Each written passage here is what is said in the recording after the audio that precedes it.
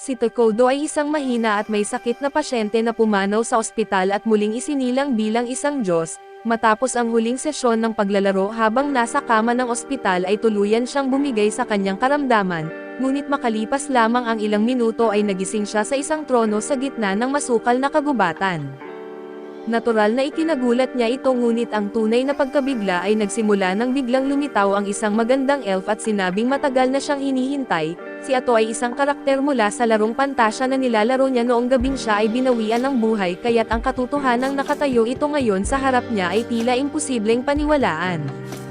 Habang papalapit ang babae, ang masiglang ekspresyon sa mukha nito ay nagdulot ng takot sa kanya na baka inaakala nitong siya ang tunay na hari mula sa laro, ngunit bigla siyang sinabihan ng elf na huwag mag-alala dahil naaalala niya ang lahat.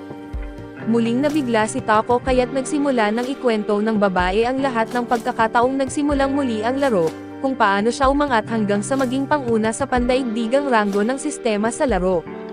Dito niya napagtanto na kilala siya ng babae sa tunay niyang katauhan, kaya't pinigilan niya ang kanyang mga luha at ipinahayag kung gaano siya kasaya na sa wakas ay nakausap niya ito ng harapan. Matapos ang kanilang muling pagkikita ay tinanong niya kung si Ato ba ang tumawag sa kanya papunta sa mundo ng laro, ngunit sinabi ng babae na naguguluhan din siya dahil karating lang din niya sa lugar na iyon. Gayunpaman ay agad niyang hinawakan ang kamay ni Tako at tinanong kung maaari na ba silang muling magsimulang sakupin ang mundo gaya ng dati nilang ginagawa. Natural lang na sandaling nag-isip si Tako sa lahat ng mga nangyari.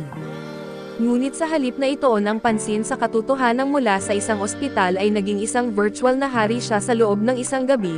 Pumayag siyang bumuo ng bagong kaharian kasama ang babae at bilang panimula, sila ay nagsalita na nangakong maglingkod sa isa't isa gamit ang mga pinaka-corny na talumpating maririnig ng sinuman.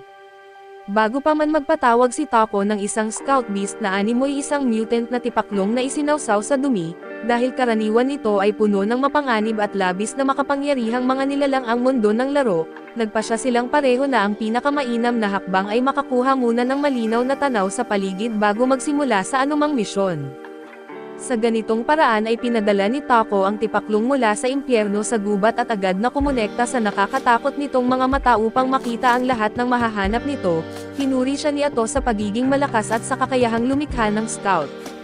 Ngunit sinabi ni Tako na huwag masyadong umasa dahil ginamit niya ang kalahati ng kanyang buong MP para malikha ito, ibig sabihin ay wala na silang sapat na natitirang enerhiya para makapagtayo ng gusali o makatawag ng isang knight.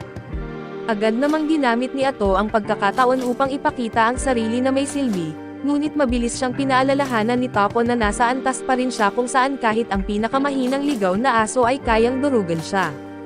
Sa kabila ng kahihiyan na iyon ay patuloy pa rin sa pagkilos si Ato na parang isang desperado na matanda na matagal nang walang koneksyong emosyonal. Ilang minuto pa ang lumipas ay napansin ni Tako na masyado nang malayo ang narating ng kanyang scout bug, pero wala pa ring nakitang senyales ng buhay o pagkain sa kagubatan.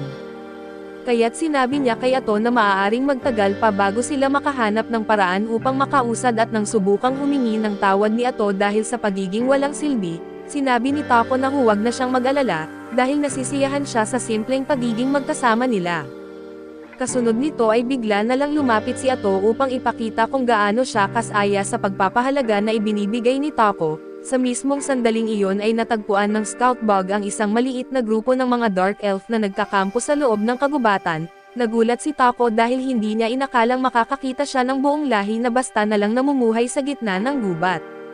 Ngunit sinabi ni Ato na huwag siyang mag-alala dahil kadalasan ang mga dark elf ay hindi nakikialam sa iba kahit nakilala silang masasamang nilalang. Sa kabila nito ay nag-alala pa rin si Tako na ang sobrang lapit sa isang buong sibilisasyon ay maaaring magdulot ng panganib sa kanila. Kaya iminungkahi niyang tumakas na lamang sila kung kakailanganin at nagsimulang pumalakpak si Ato sa naging desisyon niya na mamuhay bilang isang duwag, hanggang sa makahanap sila ng mas ligtas na lugar para manirahan. Habang patuloy silang nagdiriwang ng ultimate plan ni Tako ay biglang lumitaw sa eksena ang isang elf warrior na nagngangalang Gia. Agad namang nanigas si Tako sa gulat habang si Ato ay naghanda para sa labanan na para bang may kakayahan siyang ipagtanggol siya. Ilang minuto bago ito mangyari ay pinangungunahan ni Gia ang isang unit ng mga dark elf sa loob ng kagubatan upang maghanap ng pagkain, dahil halos ilang araw na ang lumipas nang hindi kumakain ang lahat sa kanilang pamayanan. Nang tanungin siya ng isa sa mga babae kung bakit kailangan pa nilang manatili sa madilim na kagubatan, ipinapaalala niya na mula't simula ay pinag-uusig na ang kanilang lahi ng mga pure elf at halos lahat ng ibang sibilisasyon, dahilan upang ang Evil Forest na lamang ang tanging lugar kung saan sila maaaring manirahan ng may kapayapaan. Gayunman ay ikinwento pa ni Emily ang mga sinaunang alamat na nagsasabing ang Evil Forest ay tirahan ng isang madilim na nilalang na pumipigil mismo sa buhay, matapos niyang sabihing halatang isa lamang iyong lumang alamat at sinigurado niyang wala silang dapat ikabahala, hanggang sa makasalubong niya si Tapo at halos mawalan siya ng malay dahil sa nakayanig na presensyang nagmumula sa madilim na aura ng pangunahing tauhan. Sa matinding pagnanais na iligtas ang lahat ay agad siyang napaluhod at humingi ng paumanhin sa pagpasok nila sa kagubatan, dahil dito ay agad namang pinapagana ni Ato ang kanyang nakakatakot na masamang personalidad at tinanong kung bakit sila naglakas loob na pumasok sa isang sagradong lupain. Nang marinig ito ay unti-unting nabawasan ang takot ni Gia at sinimulang ipaliwanag kung paano sila pinalayas mula sa kanilang sariling lupaing tinitirhan, ngunit mabilis na nawala ng pasensya si Ato at sinabihang tigilan na ang pagsasayang ng oras. Dahil dito ay minamadali ni Gia ang kanyang pagsasalaysay sa abot ng kanyang makakaya, pagkatapos ay nagtanong si Taco kung mayroon ba silang pagkain at ipinaliwanag pa ni Gia na halos nasa bingit na ng kamatayan ang lahat ng mga tao sa kanilang kampo. Sa sumunod na sandali ay nadala siya ng kanyang emosyon habang inaalala ang lahat ng pinagdaanan ng kanyang mga kasamahan. Ngunit bigla na lamang nagbagsak si Tapo ng maraming mansanas para kainin nila at naguluhan si Gia sa kabutihang ipinakita, kaya sinubukan niyang pag-isipan ang susunod na hakbang na hindi magdudulot ng kapahamakan hanggang sa makita niyang abala na sina Emily at ang iba pa sa pagkain. Nang tanungin ni Otto kung hindi ba niya nirerespeto ang kabutihang loob ni Tapo, muli siyang yumukod at sinabi na mas gugustuhin pa niyang ibalik ito sa kanyang mga kababayan kaysa ubusin ito lahat. Dahil dito ay nakaramdam ng awa si Tapo para sa kanila kaya't ginamit niya ang halos lahat ng natitira niyang MP upang maglabas ng mas marami pang pagkain para pakainin silang lahat. Sa loob lamang ng ilang minuto at nagsimula ng maglakad pauwi ang grupo, habang naglalakad ay naisip ni Gia kung paanong ang isang madilim na nilalang ay kayang maging ganoon kabuti, habang si Ato naman ay ganap na nainis sa ginawa ni Tapo at hindi niya maunawaan kung paano niya nagawang sayangin ang kanyang MP para lang sa mga estranghero. Pagkalipas ng kaunting oras ay nakabalik na sina Gia at ang iba pa sa kanilang kampo at agad na bumalik ang lakas ng mga elf habang kumakain ng mga pagkaing dala nila, ngunit nang tanungin siya kung saan nanggaling ang mga ito basta na lang niya itong tinawanan at sinabi na parang nataon lang na nakakita sila ng buffet sa gitna ng gubat. Kinagabihan ay dumating ang isang matanda na nagngangalang Molter upang makipag-usap at sinabi sa kanya na tigilan na ang pagsinungaling, dahil wala pang nakakita ng prutas na katulad ng mga ito. Bilang pinakamatanda sa kanilang tribo ay nagdesisyon si Gia na ikwento sa kanya ang lahat tungkol sa madilim na nilalang na kanilang nakasalubong, isang nakakatakot na nilalang na animoy handang kainin silang lahat sa sobrang inis. Matapos ding ikwento ang tungkol sa mga lumang alamat na nabanggit ni Lee kanina, ipinaliwanag ni Molter na ang kanilang nakasalubong ay walang iba kundi ang maalamat na hari ng pagkawasak, na ayon sa kanilang mga alamat ay nakatakdang wasakin ang lahat ng umiiral sa mundong ito. Sa sumunod na sandali ay nagsimula silang magtalo tungkol dito at habang sinusubukan na ipagtanggol ni Gia ang kabutihang ipinakita ni Tapo, iginiit naman ni Molter na walang mabuting maidudulot ang isang nilalang na may ganoong kadiliman. Sa bandang huli ay nagkasundo sila na kung hindi dahil kay Tapo ay matagal na sana silang patay at nasa daan patungo sa langit, kaya inalok ni Molter na siya na ang hahawak sa lahat ng susunod na negosasyon bilang nakatatanda. Samantala ang dakilang hari ng pagkawasak ay kasalukuyang nakaluhod habang pinapagalitan ni Ato, na halatang hindi pa rin natahimik sa sobrang inis dahil ginastos ni Tapo ang napakaraming MP para sa mga estranghero. Matapos ipaliwanag ni Tapo kung gaano siya naawa sa kanila at humingi siya ng paumanhin sa hindi pagpapaalam kay Ato, dahil dito ay agad siyang nagbago ng tono at bumalik sa pagiging masunurin na alipin, sabay humingi rin ng paumanhin sa pagtaas ng kanyang boses. Tinanong naman ni Tapo kung may ideya ba siya kung bakit hindi niya agad maunawaan o makausap ng maayos ang mga elf at pagkatapos niya itong pag-isipan, binanggit ni Ato na malamang ito ay normal lamang para sa mga makapangyarihang hari. Kinabukasan sinabi ni Molter kay Gia na kailangan nilang puntahan si Tokudo at mag-isip ng paraan para suklian ang kabutihan nito, dahil imposibleng tumulong ang isang makapangyarihang nilalang na katulad niya nang walang kapalit. Sa una ay hindi sang-ayon si Gia dahil hindi naman humingi ng kahit ano si Tokudo noong una silang nagkita, pero matapos siyang paalalahanan ni Molter kung gaano kalupit ang mundo nila ay pumayag siya, nang hindi niya alam na ang mutant na insekto ni Tokudo ay palihim na nakikinig sa kanilang usapan. Makalipas ang ilang minuto ay bumalik ang insekto para iulat kay Tokudo ang lahat ng nalaman nito, ngunit pinigilan ito ni Ato na lumapit hanggat hindi nagpapaliwanag si Tokudo na siya mismo ang tumawag pabalik sa insekto. Nang malaman niyang babalik sina Gia at Molter ay bigla siyang nag-alala at sinabi kay Ato na hindi niya maisip kung paano mailalabas ang mga ito mula sa gubat nang hindi nagkakaroon ng gulo. Kaya inalok ni Ato ang kanyang tulong sa pakikipagnegosasyon at sinabi niyang mas mainam kung lalabas na mas makapangyarihan pa si Tokudo sa paningin ng mga ito. Makalipas ang ilang oras dumating sina Gia kasama si Molter na agad nagpakilala at nagpasalamat kay Tokudo sa kabutihang loob nito, bago humiling ng pangalan na maaari nilang gamitin sa pagtawag sa kanya. Matapos magpaalam kay Tokudo kung ayos lang ito at si Ato ang nagsabi ng pangalan niya, pero iginiit niyang dapat ay tawagin siya bilang hari sa lahat ng oras at saka rin ipinakilala ang sarili at nang marinig ito, muntik nang maihi si Molter sa takot pero nanatiling kalmado at nagpakita ng respeto sa pamamagitan ng pangakong ipapasa niya sa lahat ng miyembro ng kanilang angkan ang pangalan nito. Pagkatapos ay sinabi ni Ato na kunin na nila ang natitirang pagkain na ibinigay ni Tokudo, pero sinabi ni Molter na mas gusto niyang makapagbigay ng kahit anong kapalit kaysa basta na lang kunin ang lahat at dahil dito, nagalit si Ato dahil malinaw naman na wala silang kahit anong bagay na gugustuhin ni Tokudo. Wala silang pera pero habang umiinit na ang ulo niya ay tinawag siya pabalik ni Tokudo para muling pag-usapan ang kanilang negosasyon, matapos siyang pakinggan at naiinis si Ato dahil ayaw ni Tokudo na tretuhin ang mga ito na parang hampas lupa at iminungkahi na pugutan na lang ang mga ito ng ulo. Ngunit ipinaliwanag ni Tokudo na marahil ang gusto lang ng mga ito ay isang patas na kasunduan upang hindi sila magmukhang parasitiko, bagaman hindi siya sang-ayon sa ideya at napilitan si Ato na pumayag kaya't humiling si Tokudo ng impormasyon tungkol sa mundo sa labas ng gubat. Inalok ni Molter na iguhit ang isang mapa para ibigay lahat ng detalye na kailangan niya. Matapos tanggapin ni Tokudo ang alok ay sinabi ni Ato sa kanila na umalis na sa gubat matapos ang palitan. Ngunit ikinagulat ito ni Gia kaya nagtangkang magsalita at gayunman at pinigilan siya ni Molter at kalmadong humiling ng pahintulot na manatili pa sa gubat. Agad itong tinanggihan ni Ato na may kasamang banayad na banta na pwedeng kitlin ang buhay nilang halos wala nang pinanghahawakan.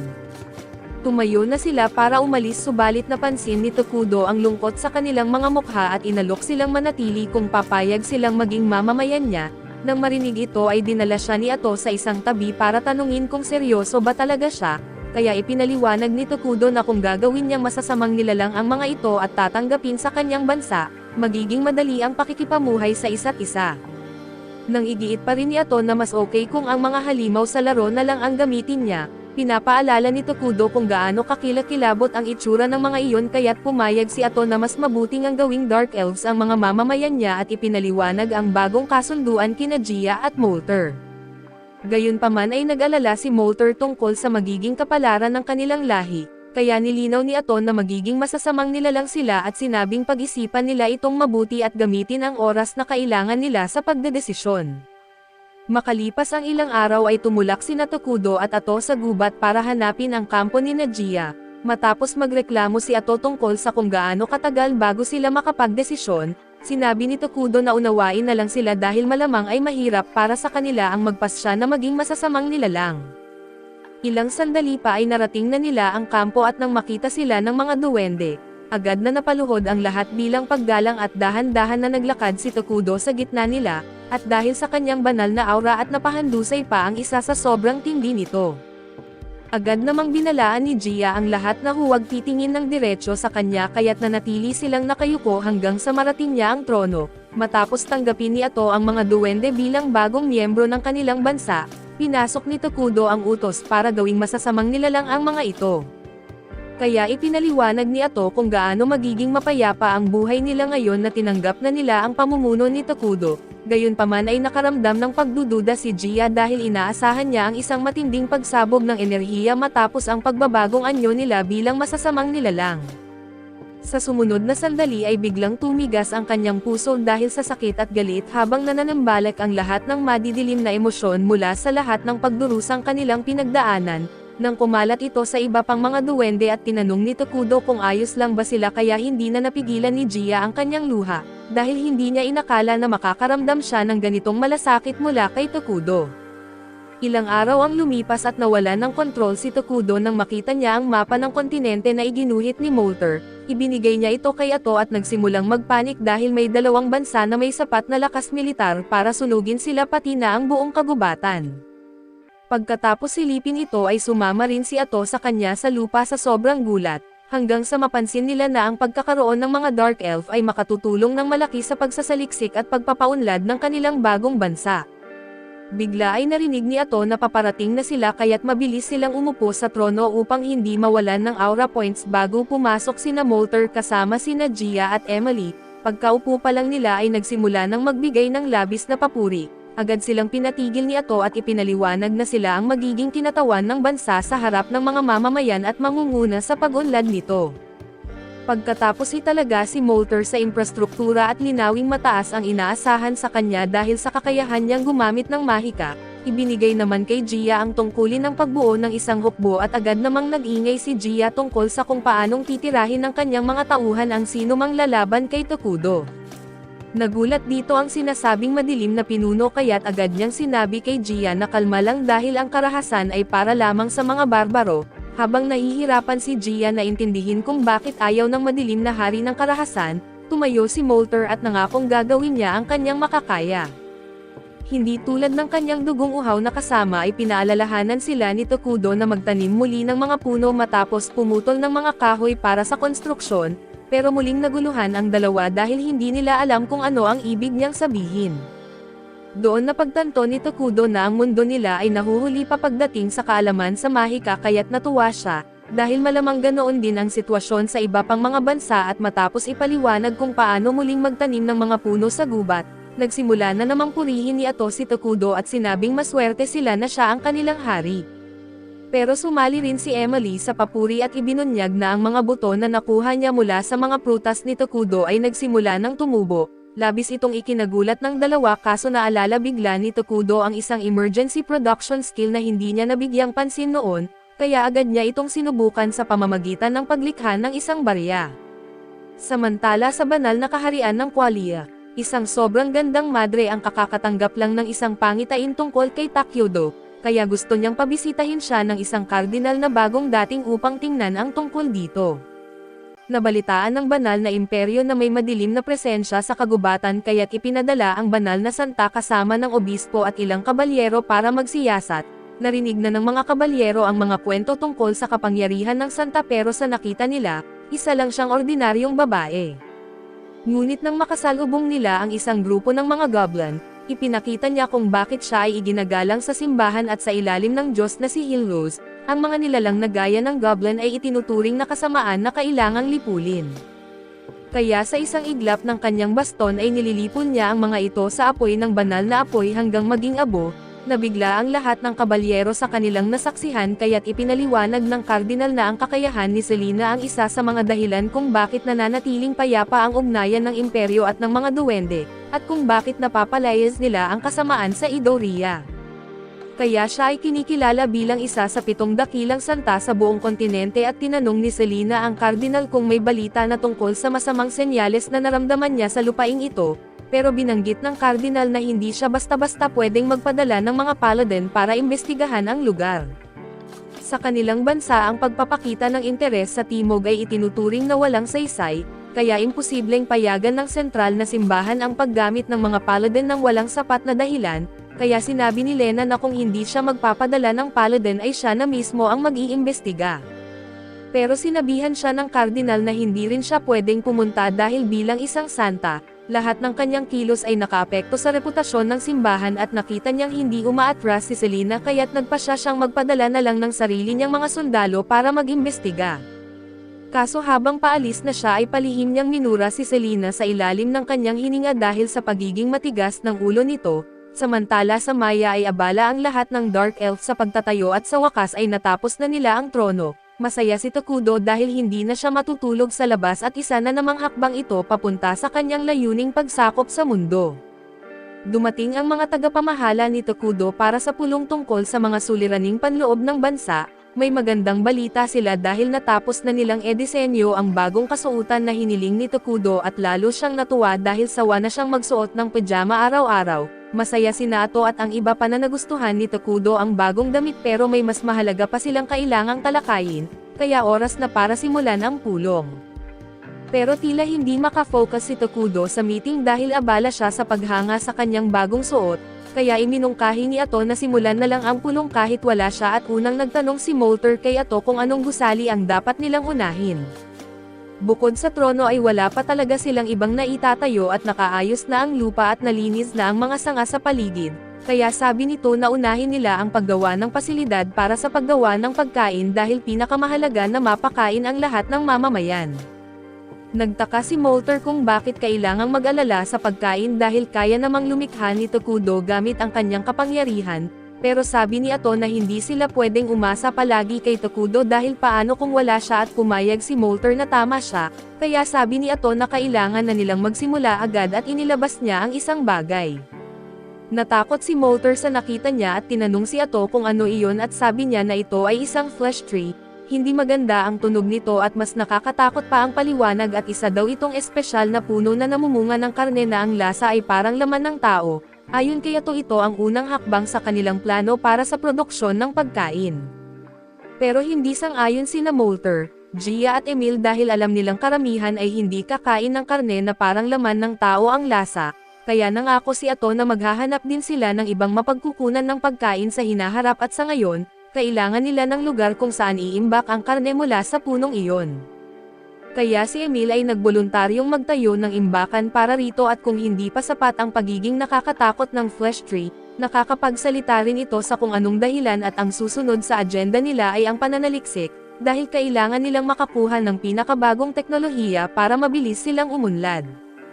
Tinanong ni Molter kung anong uri ng teknolohiya ang dapat nilang pagtuunan at ang sagot ni Ato ay ang magic technology ang pinakamabisang landas, partikular na ang tinutukoy ay military magic at ang karaniwang mahika ay nagbibigay daan sa isang tao na umatake sa 10 o higit pang mga kalaban ng sabay-sabay na isang bagay na kaya na ni Molter. Pero ang military magic ay kayang umatake ng libo-libong kalaban sa isang iglap at kaya pa nitong baguhin ang lupain para magkaroon pa sila ng kalamangan. Namangha si Molter nang malaman niyang may ganitong uri ng mahika at sabik siyang matuto ng lahat ng tungkol dito, kaya sinabi niyang siya na mismo ang hahawak sa pananaliksik. Ang natitira na lang ay ang pagpaplano ng militar at agad namang nagboluntaryo si Gia na simulan ang pagbuo ng hukbo, pero pinigilan siya ni Tokudo at sinabi na ayaw pa niyang maglaan ng malaking effort sa hukbo, at hindi naman daw gumagawa ng produkto ang hukbo dahil konsumo lang sila ng mga yaman. Sa ngayon ay wala pa silang sapat na mapagkukunan para sustentuhan ang isang hukbo, kahit pa gumawa sila ng hukbo at hindi pa rin naman daw sila sapat na malakas para manalo sa kahit anong labanan kaya wala ring saysay. Tumutol si Gia dahil kung sakaling may umatake kay Tudo wala silang kakayahang ipagtanggol siya, mas lumala pa ang sitwasyon dahil may patong sa ulo ni na Molter at Gia bilang mga pinuno ng tribo ng Dark Elf kaya't posible silang lipulin balang araw. Dahil dito ay sumang-ayon si Tokudo na masamangang pabayaan ang depensa. Pero ayaw pa rin niyang gumastos ng malaki sa paggawa ng hukbo kaya't sinabi niyang gagawa na lang siya ng isang bayani. Sabi ni Ato na maganda ang ideyang iyon dahil kahit na mataas ang gastos sa paggawa ng bayani, mas madali namang alagaan ang isang tao kaysa sa isang buong hukbo. Nalito sina Molter at Gia kaya tinanong nila si Ato kung ano ang ibig sabihin ng bayani at ipinaliwanag niya na may mga bayani sa Minara na naglilingkod sa hari, lahat sila ay malalakas at may natatanging kapangyarihan, pero medyo may topak din ang iba sa kanila kaya nakakainis silang pakisamahan paminsan-minsan. May ilang kondisyon na kailangang matupad para makatawag ng bayani. Pero dahil sa bilis ng progreso nila at posible na silang makatawag ng isa sa lalong madaling panahon, bonus na rin na ang pagtawag ng bayani ay hindi magdudulot ng malaking atensyon kaya't mananatiling nakatago ang Manara. Dahil dito ay natapos na ang mga usapin tungkol sa panloob na gawain at mahalaga para kay Tokudo ang kasiyahan ng mamamayan ng Manara dahil habang mas masaya sila, mas maraming mana ang kanyang nalikha. Samantala sa imperyo ay abala si Lonius at isang batang paladin sa pagdarasal sa katedral at nilapitan siya ni Veldis na isang mataas na paladin para kausapin. Sinabihan siya ni Lonius na hinaan ang boses dahil lugar ito ng panalangin, pero gusto lang daw makipagkwentuhan ni Veldis bilang kapwa silang nakatalaga sa investigasyon. Oras na para sila ay umalis at tumayo si Lonius at napansin ni Veldis ang suot nitong singsing sa kasal, na ginagamit bilang pampaswerte at ibig sabihin may pamilya siyang naghihintay sa bahay at tinanong niya kung paano ang pamilya nito, at sinabi ni Lonius na may asawa siyang si Marcia at anak na si Mina pero hindi mahalaga ang personal niyang buhay sa kanilang misyon, kaya wala siyang balak pag-usapan pa ito. Narinig ni Lonius ang mga chismis na si Veldis ay bastos at walang modo at sa totoo lang ay tama ang chismis pero sa pangkalahatan, hindi naman siya masamang tao at magaling din siya sa pakikipaglaban kaya karapat-dapat siyang tawaging paladin. Nagsimula si Veldis magreklamo kung bakit sila naitalaga sa isang misyon na walang saysay, pero pinaalala ni Lonius na ang misyon na ito ay base sa isang revelasyon ni Saintina kaya't dapat itong seryosohin. Sa kabila nito ay tingin pa rin ni Veldis na kakaiba na ganito kababa ang kalidad ng team para sa isang revelasyon ng santa. Sila lang ni Lonius ang mga paladin sa grupo, ang iba ay mga bayaran na sundalo lang na pinuno ng puwang. Hindi mukhang maganda ang tsansa nila lalo pat ang destinasyon nila ay ang kagubatan sa timog, pero gusto lang talaga ni Veldis na matapos agad ito para makauwi na siya. Samantala sa Mayara ay maayos ang takbo ng konstruksyon at unti-unti nang nagmumukhang isang tunay na sibilisasyon ang lugar, hindi na rin nababahala ang mga Dark Elf sa mga puno at labis ang tuwa ni Tokudo dahil ang makita lahat ng ito sa totoong buhay ay ibang-iba kaysa sa nakikita lang niya noon sa laro. Ipinakita ni Emil kay Tokudo ang paligid at itinuro ang tirahan ng mga mamamayan, karamihan ay mga bahay na nasa tuktok ng puno at dahil nakatuon siya sa produksyon ng pagkain at hindi niya masyadong natutukan ang paggawa ng mga bahay, pero maayos na ang paglago ng mga flesh tree kaya't malapit nang matapos ang imbakan ng pagkain. Samantala ay abala naman si Molter sa kanyang pananaliksik sa mahika sa loob ng Magic Institute na siya mismo ang nagtatag. Karamihan sa mga mamamayan na may talento sa mahika ay sumali na rin sa kanyang pananaliksik, bukod pa rito ay may natuklasan din silang bukal malapit sa kanilang lugar. Kaya ngayon ay may maayos na silang pinagkukunan ng tubig at ang huling gusaling ipinakita ay ang pampublikong opisina kung saan gaganapin ang mga pagpupulong ng pamahalaan ng Minero. Gusto sanang mas pagandahin pa ni Emil ang gusaling ito pero ito lang ang kaya niya sa limitado na yaman nila ngayon. Masaya si Tokudo sa inisyatibong ipinapakita ni Emil dahil mahusay niyang hinahawakan ang mga gawain. Natutuwa rin siya na ang mga Dark Elf na halos mamatay na noong una niya silang makita ay masigla na ngayon. Medyo kinakabahan si Emil dahil hindi niya mabasa kung ano ang iniisip ni Tokudo. Kaya tinanong niya siya kung kontento ba ito sa kanyang nagawa at sinabi ni Tokudo na napakahusay ng kanyang trabaho. Masaya siyang kasama si Emil bilang isa sa kanyang mamamayan at ang marinig ang ganoong papuri mula kay Tokudo ang pinakamagandang bagay na naranasan ni Emil, dahil dito ay napaluha siya sa sobrang tuwa. Pagkatapos niyang makabawi sa emosyon at ipinakita ni Emil kay Tokudo ang sakahan ng mga flesh tree, maayos ang progreso dahil sa mga kagamitan sa pagsasaka na ibinigay ni Tokudo pero kahit ganon ay naiilang pa rin si Emil sa kakaibang mga puno na marunong magsalita, kaya gusto na niyang ituro ang pinagmulan ng tubig na natuklasan niya. Pinangunahan niya sina Tokudo at Ato papunta sa kagubatan pero sa hindi malamang dahilan ay iba na ang itsura ng paligid kumpara sa dati. Pagdating nila sa bukal ay nagulat si Emil dahil naging kulay itim na ang tubig at dumating din sina Molter at Gia dahil narinig nila na gusto ni Emil gumawa ng aqueduct malapit sa bukal, pero ngayon na ganito na ang itsura ng tubig ay pakiramdam nila ay hindi na ito magagamit. Ngunit nang halos mawala na sila ng pag-asa ay binanggit ni Ato na ligtas pa rin ang tubig at para patunayan ito, yumukod siya at uminom ng tubig mula sa bukal at nagulat ang lahat sa tapang ni Ato, pero sinabi niya sa kanila na subukan nilang huminga ng malalim at nang gawin nila ito ay napansin nilang mas magaan at mas sariwa ang hangin. Isa ito sa mga benepisyo ng masamang bansa ng Manara, lahat ng lupaing malapit dito ay nagiging cursed terrain, at nagbibigay ito ng kaunting lakas o buff sa mga nilalang na masama habang nagpapahina naman sa mga neutral at mabubuting nilalang. Ibig sabihin kahit na ang tubig, hangin at lupa ay mukhang madilim at nakakatakot, hindi maaapektuhan ang masasamang mamamayan ng Manara pero may isa lang maliit na problema kapag naging cursed ang isang kagubatan, madaling mapansin ito kaya't nasisira nito ang plano nilang manatiling nakatago. Hindi naman ito malaking problema kung maliit lang ang sakop ng sinumpang lugar, pero habang lumalaki ang Minara at mas magiging madali para sa kanilang mga kaaway na matagpuan sila, kaya iniisip ni Gia at Molter na panahon na para simulan ang paggawa ng hukbo na nabanggit noon ni Gia. Pero sabi ni Ato ay wala silang dapat ipag-alala dahil isang bayani lang ay sapat na para harapin ang mga banta sa simula pa lang. Hindi pa rin sigurado sina Molter at Gia kung ano talaga ang kayang gawin ng isang bayani at pwedeng magbigay ng mahaba-habang paliwanag si Ato tungkol sa mga estatistika, pero mas mabilis kung ipapakita na lang niya. May lumabas na mga galamay mula sa likod ni Ato at ginamit niya ito para putulin ang lahat ng punong kahoy sa paligid niya sa isang iglap. Hindi makapaniwala sina Molter at ang iba sa nasaksihan nila pero ipinaliwanag ni Ato na isa rin siyang bayani, at ngayong matagal na siyang nasa mundong ito ay unti-unti nang bumabalik ang kanyang lakas. Bagamat malayo pa rin ito sa kanyang dating pinakamataas na kapangyarihan at ang mahalagang punto rito ay ang mga bayani ay napakalakas at lalo pa silang lumalakas habang lumilipas ang panahon, kaya basta't wala silang makakaharap na malalaking panganib sa ngayon ay kampante si Tokudo na magiging maayos ang lahat. Pero sa kabila nito ay medyo naiinis si Tokudo kay Ato dahil hindi naman niya kailangang sirain ang mga puno para lang patunayan ang kanyang lakas.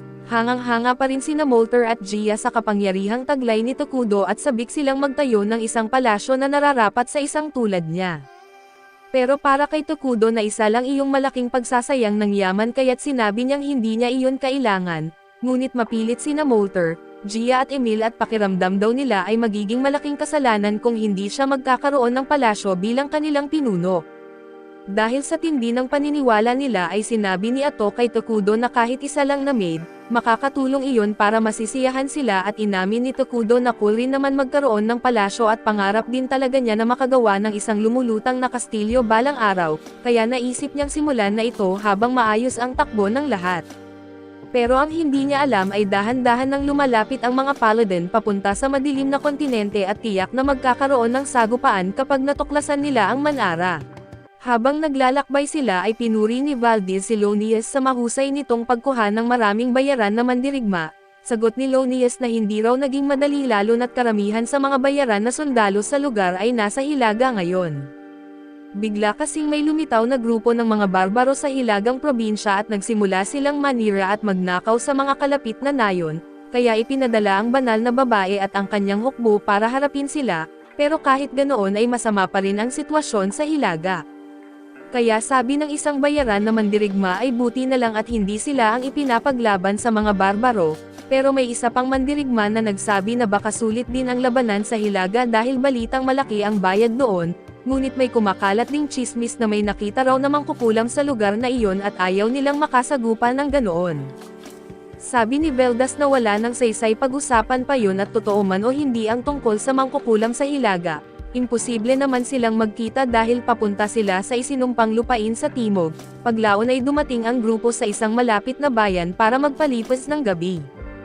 Habang sila'y kumakain ng hapunan ay tinanong ni Lonius si Bargo na isa sa mga bayaran na mandirigma, tungkol sa mangkukulam na nabanggit niya kanina at ayon kay Bargo ay chismis lang daw iyon na ang mangkukulam daw ang may kagagawan ng kaguluhan sa Hilaga, pero hindi naniniwala si Lonius sa ganoong kwento at wala raw paraan na iisang tao lang ang gumawa ng lahat ng iyon, lalo pat pinadala na nga ang banal na babae para ayusin ang problema. Sumang-ayon si Bargo at sabi niya na baka nga chismis lang, pero mas mabuting mag-ingat pa rin dahil delikado raw talaga kapag totoong mangkukulam ang kaharap, dahil sa usapan tungkol sa panganib ay nabanggit ni Bargo na napansin niyang parang kakaiba na agad na pinadala ng kaharian ang dalawang banal na mandirigma para sa isang misyon sa isinumpang lupain. Kaya tinanong niya si Veldas kung ano ba talaga ang pupuntahan nila at dahil kung may kinalaman ito sa mangkukulam, titigil na raw siya ngayon pa lang at wala masyadong detalye si Veldas tungkol sa kung anong klaseng nilalang ang nasa gubat. Pero sabi niya ay siguro may kinalaman ito sa mga Dark Elf na kamakailan lang ay naglabasan doon. Posible raw na gusto lang ng kaharian na tiyaking hindi sila gumagawa ng gulo, pero sa loob-loob nila Lonius at Bargo ay hindi sila kumbinsido at sa kaharian kasi, ang mga Dark Elf ay kilala bilang mga mapanganib na tagapatay at gumagamit ng sumpa. Nag-aalala si Lonius na kung pababayaan lang ang mga Dark Elf ay baka lumakas sila at umatake sa kaharian balang araw. Gusto na sana niyang patayin ang mga ito pero pinigilan siya ni Veldas at ipinaalala na ang misyon nila ay investigasyon lamang, kapag nagkaroon ng panganib o karahasan ay agad silang aatras. Masaya si Bargo na ganoon ang pananaw ni Veldas dahil ayaw niya talagang masangkot sa malawakang pagpatay. Hindi maintindihan ni Lonius kung bakit ayaw ni Veldas na samantalahin ang pagkakataong lipulin ang isang masasamang lahi. Pero sagot ni Veldas na may asawa at anak siya at gusto pa ba nilang talagang pumasok sa isang labanan para sa walang saysay na pagpatay, kahit pabaliwala kay Lonius ang sariling buhay. Karamihan sa mga bayaran na sundalo ay may mga pamilya rin na gusto pa nilang makasama. Kaya hanggat hindi kinakailangan ay ayaw ni Veldas ilagay sa panganib ang kanilang buhay. Hindi man sang-ayon si Lonius sa pagpalagpas sa mga elf, naisip niya rin ang kanyang pamilya kaya't sa huli ay sumunod na rin siya sa utos ni Veldas. Samantala sa Minara ay ipinapatawag ni Tokudo ang lahat ng kanyang mamamayan sa isang lugar dahil may gusto siyang ipakita sa kanila. Lahat ay nagtataka dahil nakatayo lang siya sa tabi ng isang tambak ng bunga ng meat tree, pero bigla niyang itinaas ang kamay at nagsimulang magbuhos ng mana sa mga bunga. Sabik na sabik ang lahat na makita kung ano ang mangyayari pero sa kanilang pagkabigla, sa harap mismo ng kanilang mga mata at biglang nagbago ang anyo ng mga bunga at naging isang scout bug. Namangha ang lahat sa kanilang nakita dahil parang lumikha ng bagong buhay si Tokudo gamit lang ang pagtaas ng kamay. Ipinahayag ni Ato na ito ay maliit na bahagi lang ng tunay na kakayahan ni Tokudo, kaya't dapat lang na ipagpatuloy ng lahat ang kanilang pagtatalaga sa kanya at pagkatapos nito, bumalik si Tokudo sa kanyang silid trono at bahagyang nakahinga ng maluwag dahil hindi siya tinanong ng mga tao kung paano niya nagawa ang scout bug. Dahil sa totoo lang siya mismo ay hindi rin lubos na nauunawaan kung paano ito gumagana, sinunod lang nila ni Ato ang proseso mula sa laro para magawa iyon, pero kapag personal mo nang nasasaksihan ay mahirap paniwalaan na ang pagbuhos lang ng mana sa isang tambak ng bunga ay sapat para makalikha ng buhay. Ngayon na sigurado na silang ligtas gumawa ng mga sundalo at sabi ni Ato na maaari na silang lumipat sa susunod na bahagi ng plano, ang paglikha ng isang bayani at matagal-tagal daw ito dahil kailangang mag-ipon muna si Tokudo ng sapat na mana para magawa ang ritual. Pero kapag natapos na iyon ay magiging halos hindi na sila matatalo at excited pa rin si Ato kaya tinanong niya si Tokudo kung sinong bayani ang una niyang balak tawagin. Sagot ni Tokudo si Isla at ito ang reyna ng mga insekto at ito ang pipiliin niya dahil ito ang may pinakamaraming benepisyo sa simula. Kaya nitong palakasin ang lahat ng sundalong insekto sa paligid niya kaya't kapag nandoon siya, magiging epektibong mandirigma ang mga scout bug at bukod pa roon, kaya rin ni Isla na gumawa ng mga larva soldiers na makakatulong sa labanan at sa konstruksyon, kaya siya ang perpektong pagpipilian para mapabilis ang pag-unlad ng Minara. Pinuri ni Ato si Tokudo sa galing ng plano nito at bukod sa mga espesyal na kakayahan ni Isla, siya rin ang tanging bayani na walang problema sa ugali dahil ang ibang bayani, ang isa ay sobrang obsessed sa pagsakop ng buong mundo at ang isa naman ay gusto lang makita ang mundo na masunog. Ayaw ni Tokudo na harapin ang mga ganoong personalidad sa ngayon, gayunpaman ay malalakas pa rin ang dalawang iyon kaya't balang araw ay kailangan niya rin silang tawagin. Sana lang daw ay hindi sila maging sanhi ng gulo kapag nasaman na, dahil ang gusto lang talaga ni Tokudo ay mamuhay ng payapa sa mundong ito. Samantala balik tayo sa grupo ng mga banal na mandirigma at mga bayaran na sundalo na kasalubong nila ang isang galit na higanteng burol, at mukhang mahirap itong kalabanan kaya't agad na inutusan ni Lonius ang lahat ng bayaran na sundalo na maghanda sa labanan. Pero bago pa man magsimula ang laban at pinatigil sila ni Veldas at sinabing siya na ang bahala, tinutulan ito ni Lonius pero sabi ni Veldas na mas mabilis kung siya na lang ang gagalaw dahil wala silang oras na pwedeng sayangin, lumapit siya sa higanti at nagsimulang manalangin. Ipinaliwanag ni Lonius sa mga sundalo na ginagamit ni Veldas ang lihim na teknik ng Polio, kung saan ang panalangin ay ginagamit para mapuno ng banal na lakas ang mga atake. Tinangka ng higanti na hampasin si Veldas gamit ang kanyang pamalo pero madaling pinutol ito ni Veldas sa isang iglap. Ang lakas ng banal na sining ay nag-iiba-iba depende sa knight pero para sa mga mataas na ranggo ng banal na mandirigma tulad ni Veldas, ang kanyang kapangyarihan ay katumbas ng isang mahinang dragon kaya't walang laban ang dambuhala. Matapos patayin ni Veldas ang higanti ay pinuri siya ni Lonius at sinabing sa lakas niya at ng grupo, kaya na nilang harapin ang anumang pagsubok sa madilim na gubat pero hindi mukhang masaya si Veldas, sabi niya ay hindi pa rin sila dapat maging kampante. Sa Minara naman ay abala si Tokudo sa pagkain ng burger pero nag-aalala si Ato dahil puro junk food na lang ang kinakain nito simula nang dumating siya sa mundo, Hindi naman niya ito pipigilan pero sinabi niya na mas mabuting kumain si Tokudo ng mas masustansya. Sagot ni Tokudo noong huli niyang buhay ay puro pagkain sa ospital lang ang kinakain niya hanggang sa mamatay kaya't gusto niyang masulit ang pagkain ngayon. Ngayon ang gusto na lang ni Tokudo ay makakain ng masarap. Pero bigla niyang naalala na may mahalaga pala siyang gustong pag-usapan, kaya tinanong niya si Ato kung pwede ba niyang ipatawag sina Gia at Motor para sa isang pagpupulong pagkatapos nito. Pumayag si Ato pero curious siya kung tungkol saan ang meeting. Ipinaliwanag ni Tokudo na dahil sa bagong scout bag na nakuha niya, mas malawak na ngayon ang bahagi ng kagubatan na kaya niyang makita kaya't gusto niyang humingi ng payo kina Gia at Motor kung paano nila dapat harapin ang sitwasyon. Tinanong ni Ato kung ang tinutukoy niya ay ang nayon sa labas ng gubat at kinumpirma naman ito ni Tokudo. Ang pangunahing inaalala ni Tokudo ay dahil malapit lang ang nayon, malalaman din nila ang tungkol sa pag-iral ng Minara at sa kabutihang palad. Mukhang hindi naman sakop ng banal na kaharian ng Quolia ang nayon, kaya posibleng neutral ang mga ito at ibig sabihin ay may pag-asa silang makipagkasundo.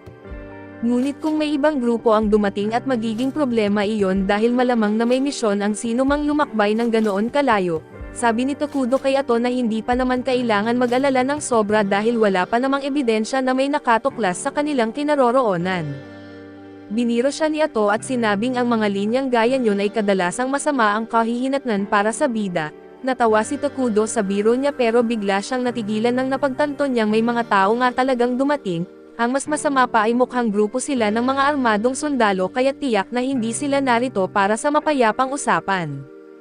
Ayaw ni Tokudo na masyadong mapansin kaya't inutusan niya si Ato na siya na ang humarap sa mga sundalo. Sinabi rin niya na subukan muna ang mapayapang paraan pero kung hindi ito gagana, malaya na siyang gumamit ng dahas kung kinakailangan. Samantala sa labas ng kagubatan ay naghahanda na ang banal na ekspedisyon na pumasok, pero bago pa sila tuluyang makapasok at may napansin si Veldas na kakaiba sa likod ng mga puno, kaya inutusan niya ang lahat na umatras muna. Makalipas ang ilang sandali ay lumabas si Ato mula sa gubat na may suot na kapa. Parehong nagulat sina Veldas at Lonius na may nakatira pala sa loob ng gubat. Tinanong ni Veldas kung sino siya at nagsinungaling si Ato at nagsabing isa lang siyang simpleng dark elf na naninirahan sa gubat kasama ang kanyang mga kasama. Pero si Lonius ay may iniisip pa ring patayin ang mga dark elf kaya't muntik na niya itong harapin. Pero pinigilan siya ni Veldas at agad na binago ang usapan at sinabi ni Veldas sa babae na sila ay narito lang para magsagawa ng investigasyon sa kagubatan, at tinanong niya kung maaari ba silang papasukin. Magalang na tumanggi si Ato at sinabi niyang mas gusto ng mga dark elf na huwag mapasok o maistorbo ang bago nilang tahanan ng walang malinaw na dahilan. Nainsulto si Lonius na isang hamak na dark elf lang ang naglakas loob tumanggi sa kahilingan ng mga banal na alagad ng Diyos. Pero bago pa siya makapagsalita pa ay sinabihan na siya ni Veldas na tumahimik bago pa siya makakasira ng lahat. May hinala na si Veldas pero sinubukan pa rin niyang kumbensihin si Ato na papasukin sila sa pamamagitan ng pagsabi, tungkol sa isang banal na pahayag mula sa banal na babae tungkol sa isang malaking sakuna sa kagubatan. Natarante si Lonius dahil ang mga banal na pahayag ay itinuturing na pambansang lihim pero basta-basta na lang itong ibinunyag ni Veldas sa isang estrangherang babae. Muli siyang sinabihan ni Veldas na manahimik ngunit ayon sa mga patakaran ng banal na orden, bawal magbahagi ng banal na pahayag ng walang pahintulot. Kaya iginiit ni Lonius ay isusumbong niya si Veldas pagbalik nila sa Quolia. Sagot ni Veldas ay malaya si Lonius na gawin ang gusto niya. Pagkatapos ay humarap muli si Veldas kay Ato at muling tinanong kung papayag na ba siyang papasukin sila. Pero muli pa ring tumanggi si Ato at sinabi niya kay Veldas na wala namang masama o mapanganib sa loob ng kagubatan kaya hindi na kailangang mag-imbestiga. Isang hayagang kasinungalingan ito pero naisip ni Veldas na hindi na sulit ang pagtatalo. Kaya binanggit niya sa lahat na babalik na lang sila at alam ni Veldas na may itinatago si Ato, pero alam din niya na kapag may isang taong may kapa ang lumalabas mag-isa para harapin ang buong hukbo, mas mainam na umiwas na lang muna at ang pinakaligtas na opsyon ay umatras muna at magplano bago gumawa ng susunod na hakbang. Pero masyadong padalos-dalos si Lonius para maintindihan na ito ay isang taktikang pag-atras, kaya inakusahan niya si Veldas na tinatalikuran ang misyon at sinabing tinatanggalan niya ito ng lahat ng kapangyarihan. Inutusan niya ang mga bayaran na sundalo na sumunod sa kanya dahil papasok na sila sa kagubatan para mag-imbestiga. Sa kasamaang palad si Lonius nga ang kumuha sa kanila kaya kailangan nilang sundin ang kanyang utos. Kung ako lang ay magre-resign na ako agad matapos makita kung gaano kaalerto si Veldas. Pero iniutos ni Lonius sa mga sundalo na hulihin si Ato dahil sa pagtanggi nitong sumunod sa kanya kanina. Kaya nagsimulang lapitan ng mga sundalo si Ato at kahit binalaan na sila ni Veldas, hindi na sila handang makinig at nadismaya si Ato na nabigo ang kanyang pagsubok na paalisin sila sa mapayapang paraan, kahit ginawa niya ang lahat pero ganoon talaga. Sa sumunod na sandali ay nagising si Lonius na nakahandusay sa lupa na duguan at sugatan, dahil nagdesisyon na si Ato na hindi na magpigil at kahit papaano ay buhay pa rin si Lonius, hindi ganoon ang kapalaran ng ibang mga sundalo. Sumigaw si Valdez na may dapat magulat nito sa kaharian pero sabi ni Barbo ay napatumba na ng isang Ato ang lahat ng sugo nila, at yung mga bayaran na sundalo na nakaligtas ay hindi sapat ang bilis para makarating sa kaharian sa tamang oras lalo na't nasa attack mode si Ato. Kaya sinabi niyang ihanda na ng lahat ang kanilang mga sandata dahil wala na silang ibang choice kundi lumaban, iniutos niyang ilabas lahat ng meron sila at tirahin ito kaya pinakawalan ng mga bayaran na sundalo ang lahat ng pana nila, pero napakadaling na ipagtanggol ni Ato ang sarili kaya wala siyang galos ni isa. Ang huling bagay na gusto ni Valdez ay makaharap ang isang tulad ni Ato at siya ay dismayado rin tulad niya at malinaw niyang sinabi na kasalanan ito lahat ni Lonius. Kung pumayag lang silang huwag halukayin ang gubat ay hayaan sana niyang makaalis sila ng payapa pero si Lonius, nagbanal-banalan pa kaya't ngayon ay kailangan niya itong patayin. Napagtanto ni Lonius na siya ang nakasira ng lahat kaya't ngayon ay handa na siyang makinig. Tinanong niya kung alam ba nila kung ano ang isang Ato na may hinala na noon pa si Valdez nung una nila itong makaharap kaya't ayaw talaga niyang makikipaglaban, pero ngayong nakita na niya ang tunay nitong anyo at sigurado na siyang ang isang Ato ay isang bruha. Ang bruha ay isang uri ng halimaw na kabilang sa calamity class at kinikilalang pambansang banta, masyado itong malakas para sa mga bayaran na sundalo at malamang hindi sila mananalo, kaya sinabi ni Valdez sa mga sundalo na umatras na lang at sila na lang ni Lonius ang lalaban. Sabay silang sumugod at nagdasal para palakasin ang kanilang atake at sa una ay akala ni Ato na hindi sila seryoso, kaya pinagtatawanan lang niya at tinawag silang mahina pero laking gulat niya nang maputol ng dalawa ang dalawa niyang tentacles, hindi pala ito kasing dali ng inaakala niya. Napansin niya na ang mga banal na atake ni Valdez at Lonius ay may dagdag na epekto laban sa kanya at inisip naman ni Valdez na kapag naputol nila lahat ng tentacles nito, magiging wala na itong laban at ayaw itong hayaan ni Ato na mangyari kaya't dinampot niya ang dalawang bayaran na sundalo at ginamit silang shield para mapilit si Valdez at Lonius na huminto. Pero sabi ni Valdez kay Lonius na kung hindi nila mapipigilan si Ato ngayon ay posible na ang susunod nitong target ay ang Quolia.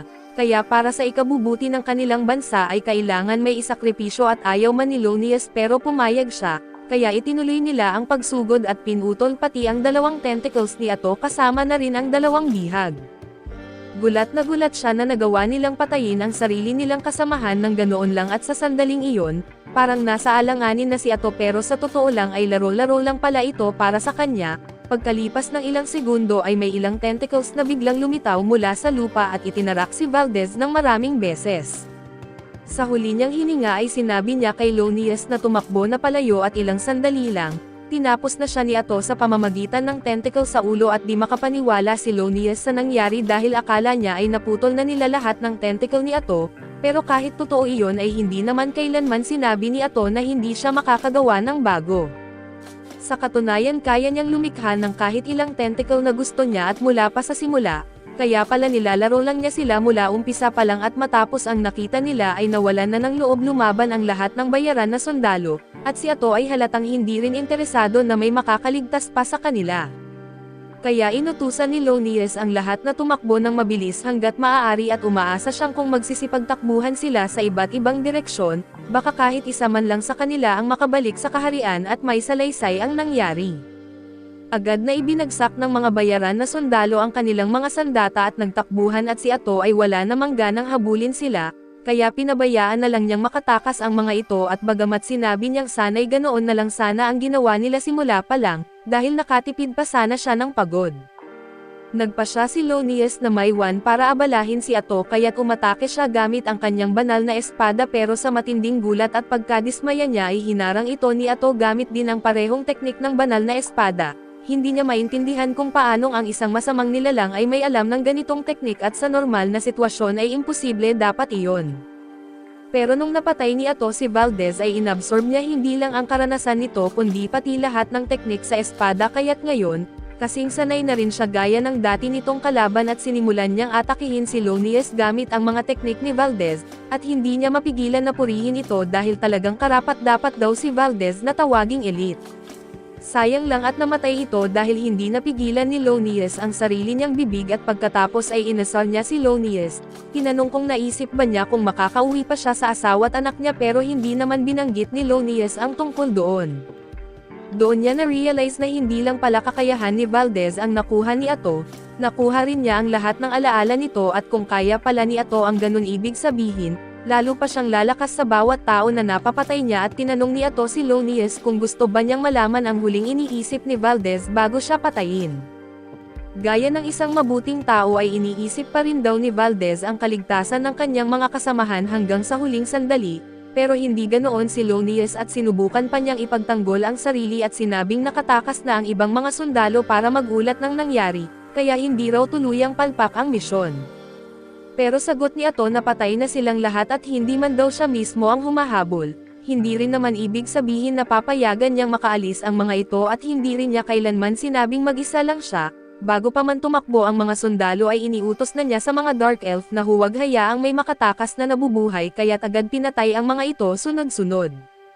Bumagsak sa kawalan ng pag-asa si Lonius sa natuklasang siya na lang ang natira at sa desperasyon ay sinugod niya si Ato at sinubukan na saksakin sa ulo. Gustong-gusto naman ni Ato ang makita ang paghihirap niya na hindi nagtagal at tuluyan na siyang napabagsak ni Ato.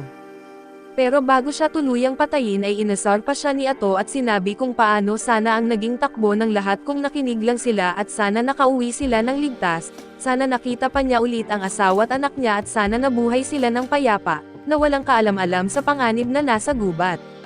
Pero pinili ni Lonius na di makinig kaya't ngayon ay kailangan na siyang patayin at pagkatapos, sinabi ni Ato na papatayin din niya ang pamilya ni Lonius dahil lang gusto niyang malaman kung ano ang hitsura ng mga ito at kung saan sila nakatira, at ayon sa kanya ay sapat ang pagiging maliit niya sa bagay na yan para talaga niya itong gawin. Sa katunayan baka pati lahat ng mga tao sa mga nayon na nadaanan ni Lonius papunta rito ay patayin na rin niya, at habang dahan-dahan silang namamatay sa pinakamasakit na paraan, sisiguraduhin daw niya na malalaman nila na si Paladin at si Lonius ang dahilan ng lahat ng ito. Sumigaw si Lonius at nagmakaawang huwag niya itong gawin pero nagsisimula ng mainip si Ato sa pang-aasar sa kanya, kaya sa huli ay tumigil na siya sa panunukso at agad na lamang pinatay si Lonius para manahimik ito.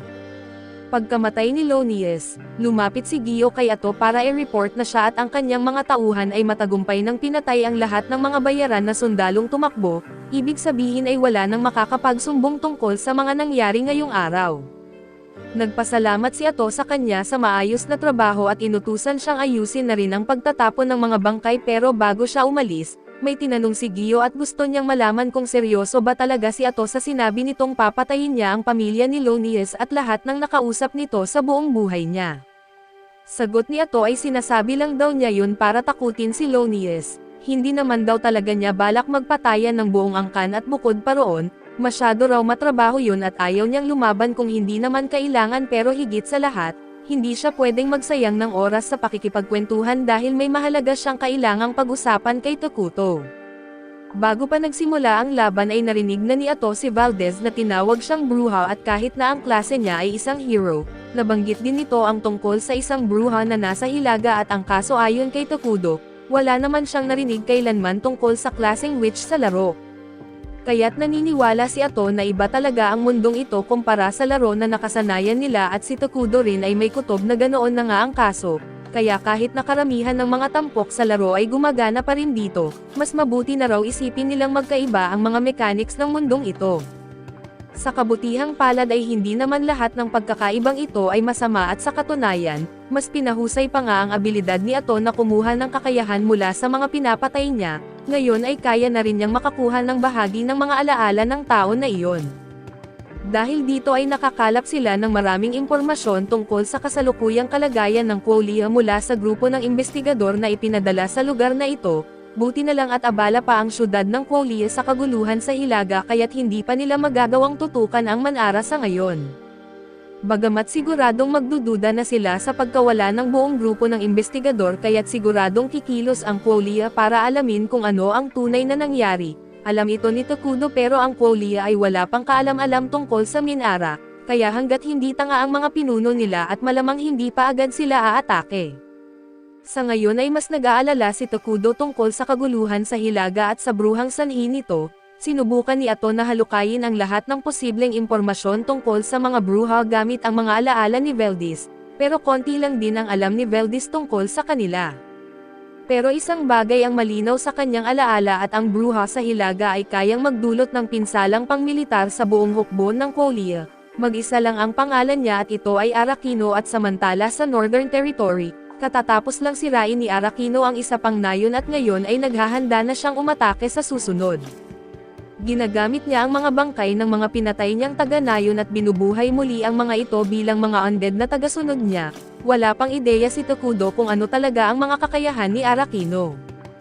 Pero dahil sa sobrang lakas nito kahit karating pa lang ay pinaghihinalaan niyang baka galing din ito sa ibang mundo na tulad niya at ni Ato at kung totoo ngayon ay mas lalo lang lumalala ang sitwasyon, kaya tinanong siya ni Ato kung ano ang dapat nilang gawin. Batay sa laki ng pinsala na nagawa ni Arakino ay malamang ay kasapi ito sa masamang puwersa na posibleng pwedeng makipag-alyansa sa kanila. Tinanong niya si Tokudo kung susubukan ba nilang makipag-ugnayan. Pero para kay Tokudo ay hindi magandang ideya iyon dahil wala silang alam sa ugali ng bruha.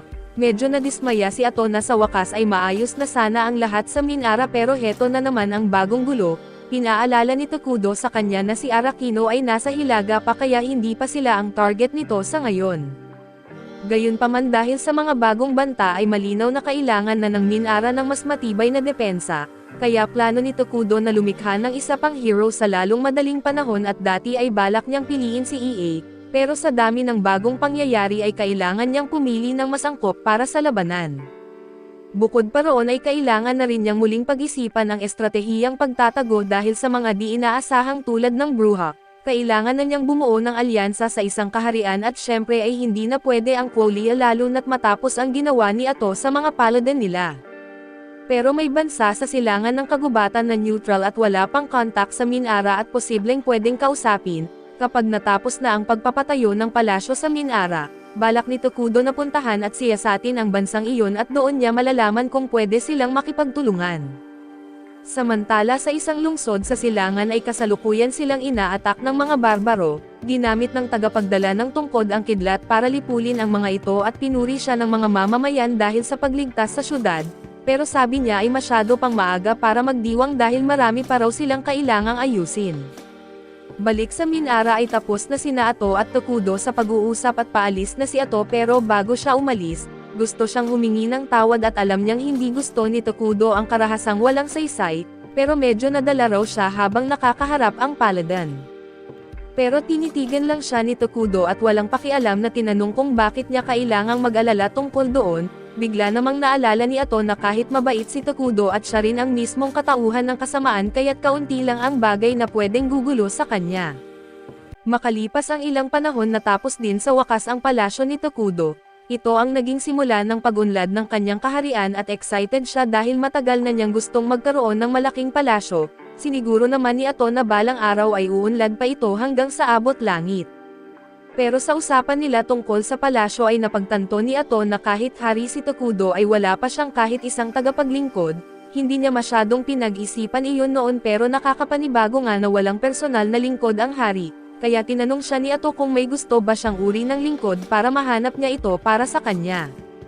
Nahihiya si Tokudo at sinabing kahit sino ay ayos lang basta madaling kausap dahil mahina siya sa pakikipag-usap.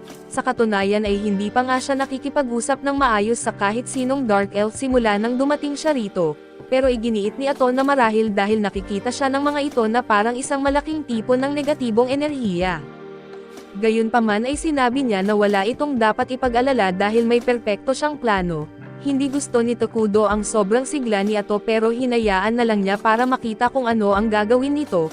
Agad namang ipinatawag ni Ato sina Gia, Molter at Emil at inutusan silang tipunin lahat ng batang babae sa nayon dahil gusto raw sila ni Tokudo.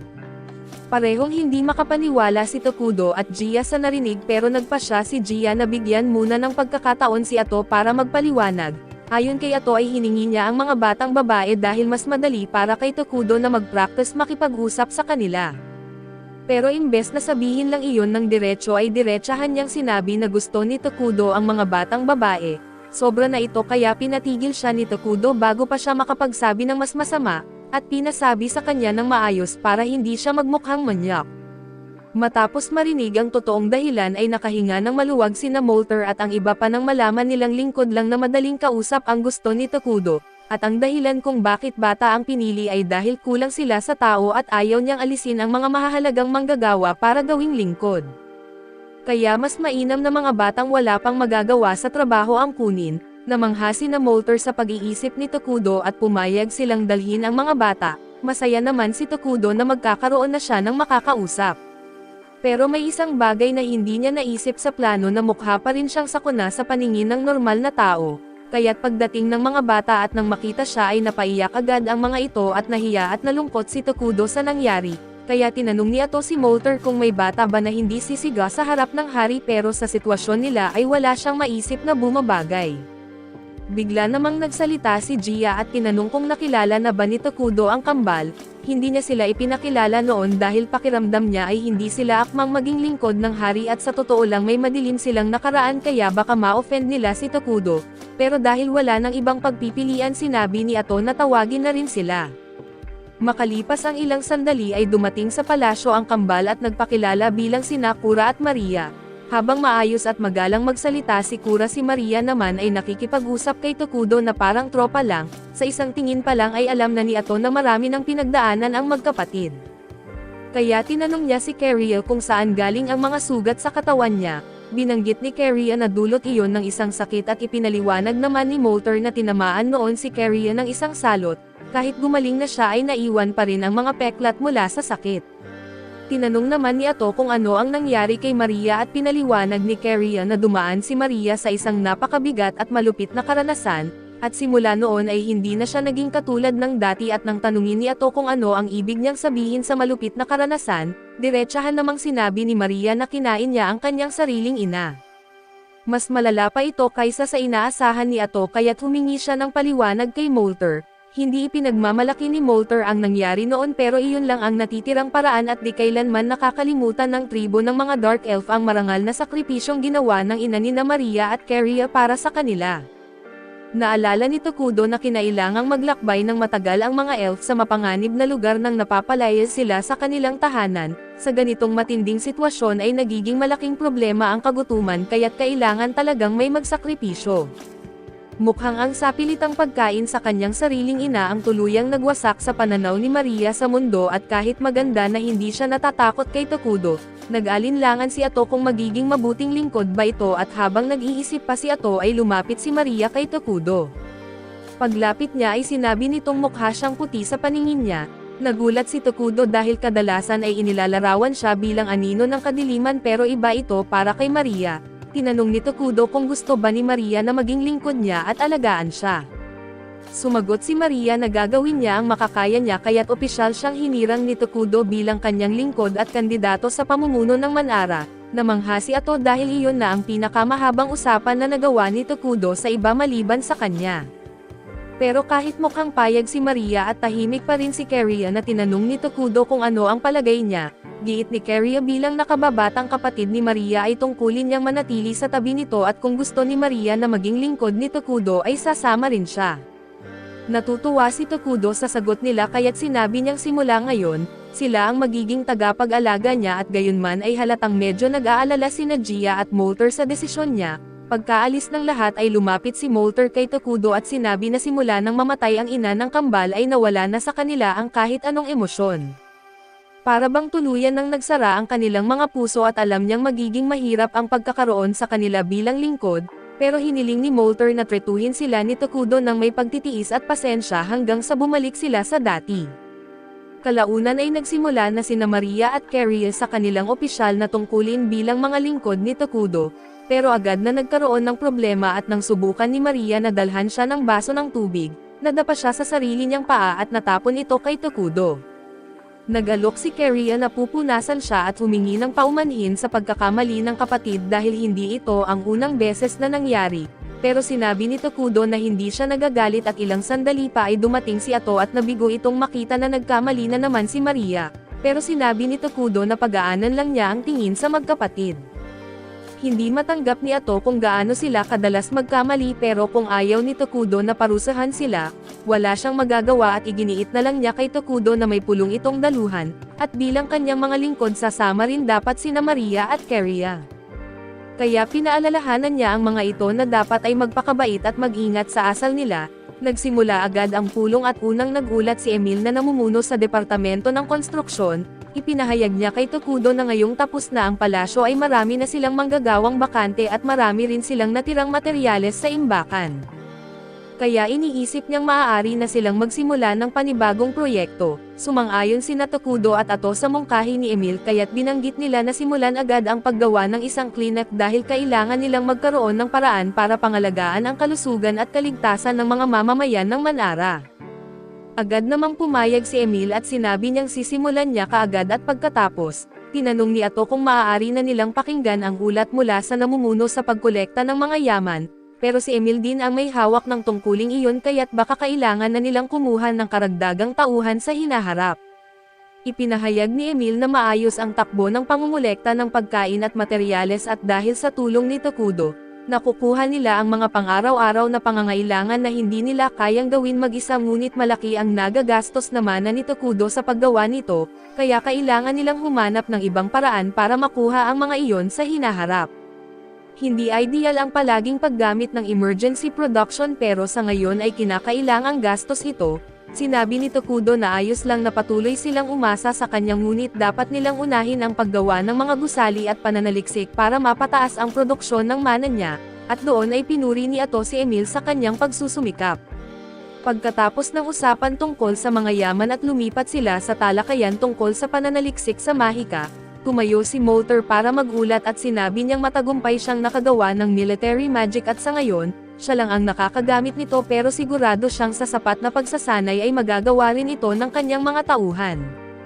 Maaari pa silang makapagbato ng mas malalakas na mahika gamit ang ruined mana na nalilikha ng palasyo, gayunpaman dahil sinabi ni Tokudo na ayaw niyang magsimula ng anumang digmaan, malamang ay hindi nila ito madalas magagamit.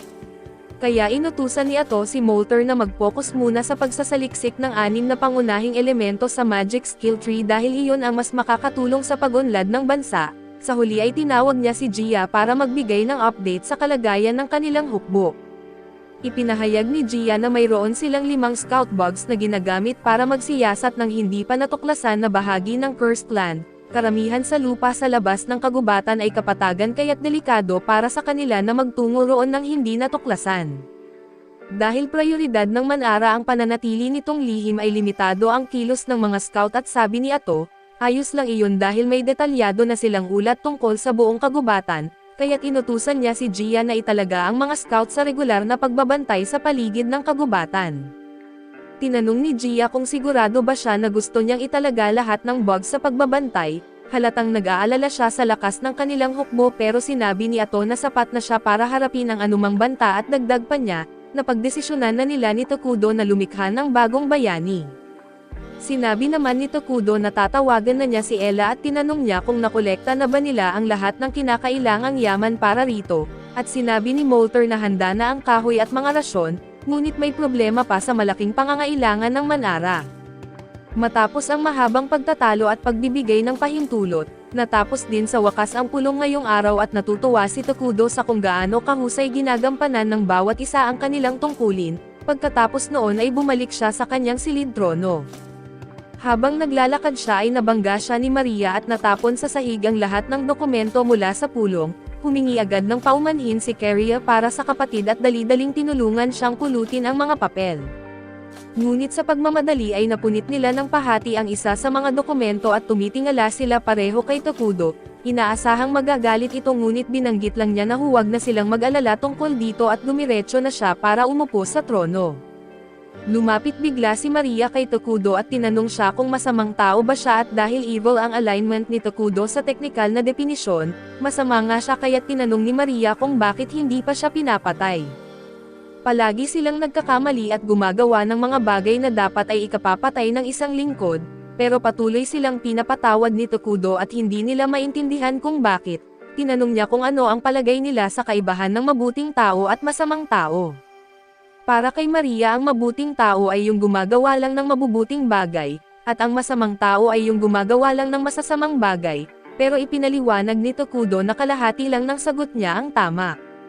Ang mabuting tao ay dapat laging gumagawa ng tama, hindi nagsisinungaling, hindi nagnanakaw at hindi pumapatay ng walang dahilan, at samantalang ang masamang tao ay hindi kinakailangang laging gumawa ng masama.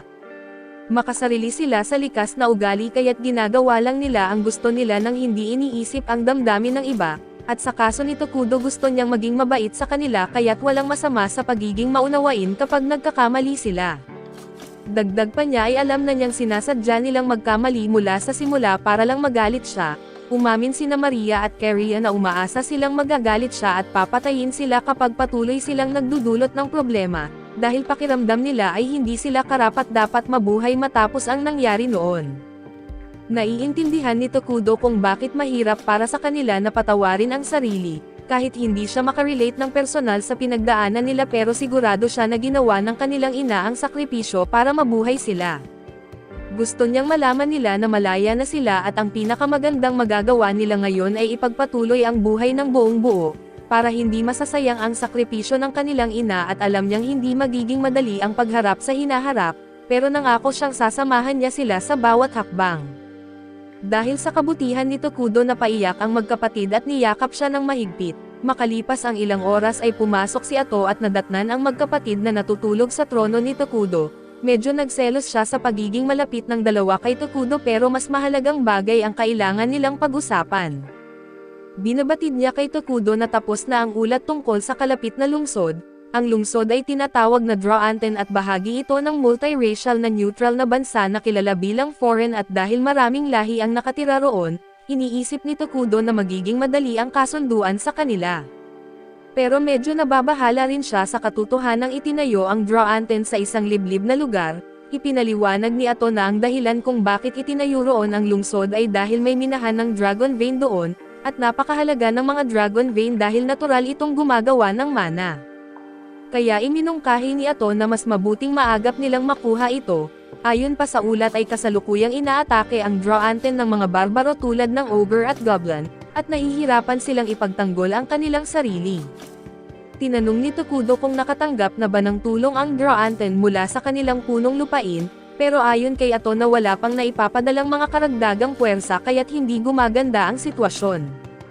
Dahil sa kalagayan ng Drouanten at iniisip ni Tokudo na malamang ay mayroon ng mga takas na residente at kung tatanggapin nila ang mga refugee na ito sa Manara, sabay nilang mapapalago ang populasyon at makakapagpatibay ng ugnayan sa Drouanten, at sa paglipas ng panahon, maaari rin nilang angkinan ang minahan ng dragon vein para sa kanila.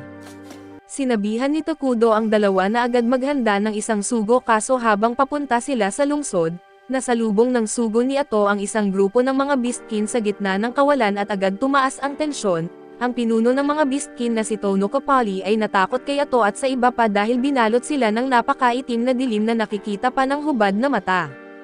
Sinisikap niyang panatilihin ang kapayapaan dahil sobrang natatakot ang kanyang mga tauhan na baka umatake sila kay Ato dahil sa dala ng takot, at maaari silang lahat mapatay, at si Ob naman ay may utos pa ring itago ang tungkol sa pag-iral ng Manara kaya't naghahanda na siyang patayin ang lahat ng nakakita rito.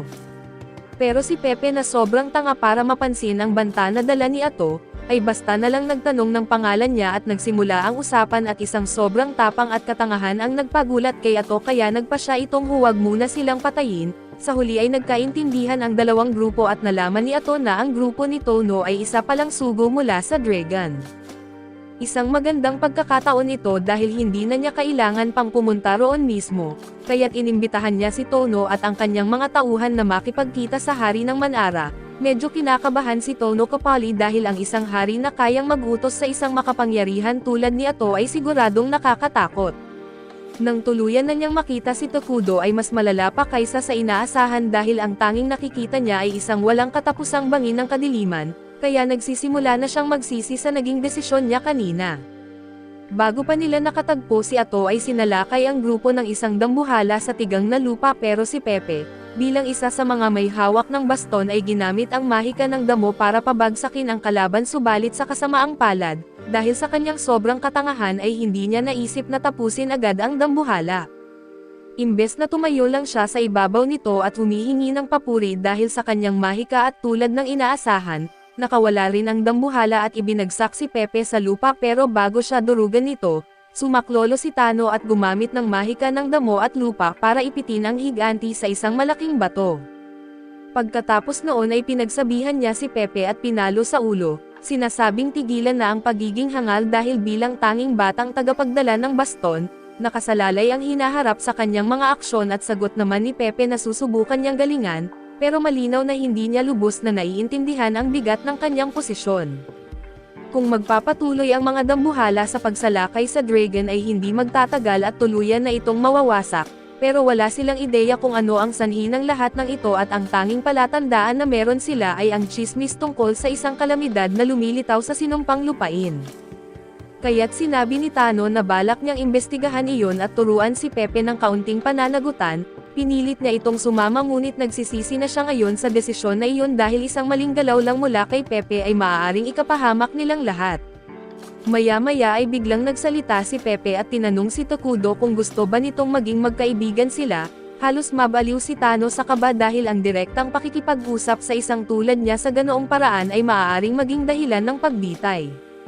Humingi siya ng paumanhin at nagtangkang gumawa ng palusot para sa sinabi ni Pepe pero sa ikinagulat niya, mukhang natuwa talaga si Tokudo sa alok ni Pepe na maging magkaibigan at sinabi nitong gusto rin niyang makipagpis sa kanya. Pagkatapos noon ay naghanda sila ng isang piging para sa pagtanggap kay Pepe at sa grupo ni Tano. Nang makaupo na ang lahat ay sinerbisyuhan sila ni Maria at Carrie ng isang baso ng apple juice, uminom si Tano kapoli at nagulat dahil wala pa siyang natitikmang kasing sarap nito. Pati ang kalidad ng mga baso rito ay mas mataas pa kaysa sa gawa ng pinakadakilang manggagawa sa buong kontinente. Gustong-gusto rin ni Pepe ang katas kaya't humiling siya ng dagdag kay Maria pero bago pa dumating ang dagdag niyang juice, tumalon na siya mula sa kanyang upuan at nagsimulang purihin si Gia sa laki ng mga kalamnan nito. Pagkatapos ay ipinakita pa niya ang kanyang mahika kay Molter at pinabayaan na lang siya ng lahat dahil mukhang gusto siya ni Tokudo. Na-impress si Tokudo kung gaano ka-comfortable at pala kaibigan si Pepe kahit sa anong sitwasyon, at natutuwa siya na naging magkaibigan sila. Ngunit dahil hindi pa siya nagkaroon ng kaibigan dati ay hindi siya tiyak kung ano ba talaga ang ginagawa ng mga magkaibigan, habang abala si Pepe sa pagsigaw ni Tano sa kanya at nilapitan siya ni Tuturio at tinanong kung gusto niyang maglaro. Tumahimik ang buong silid saglit dahil hindi nila inasahan ang ganitong imbitasyon at nagsimula ng makaramdam ng kaba si Tokudo, pero masayang pumayag si Pepe na makipaglaro at umupo silang dalawa at ang unang laro na nilalaro nila ay naisip mismo ni Pepe. Kumuha sila ng tig-isang dahon ng damo at pinaghila nila ito laban sa isa't isa para makita kung alin ang unang mapuputol.